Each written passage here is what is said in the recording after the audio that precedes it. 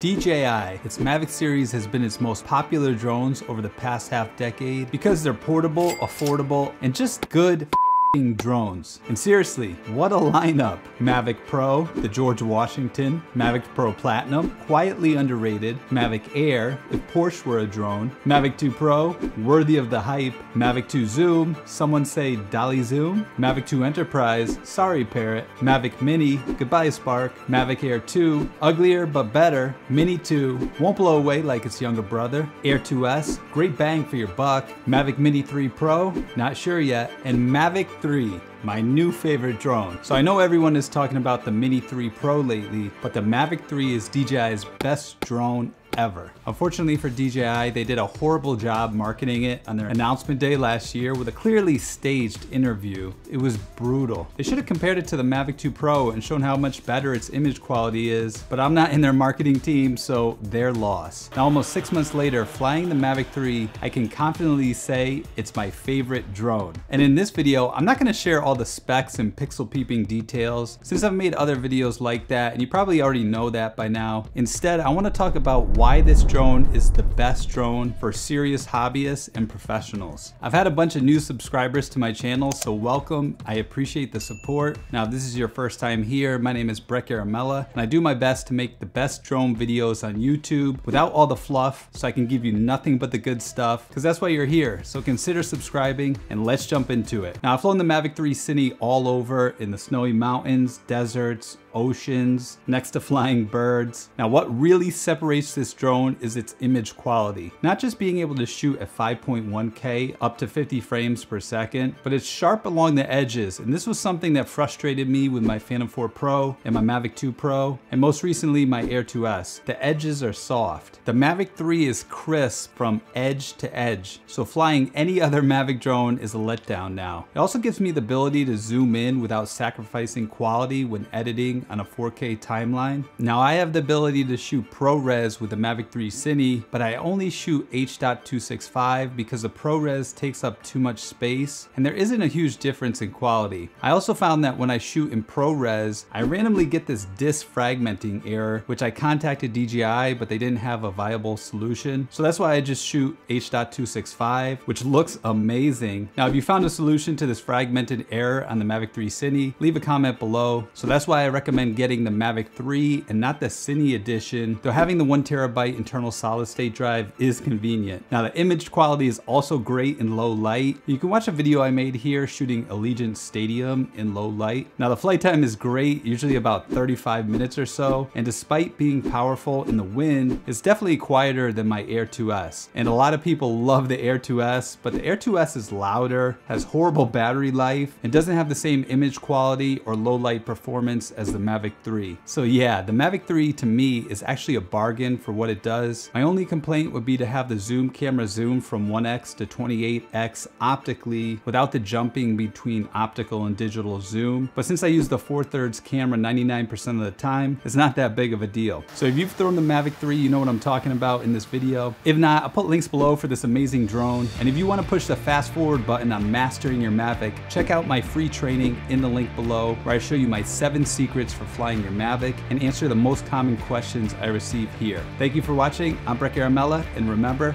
fly like a pro.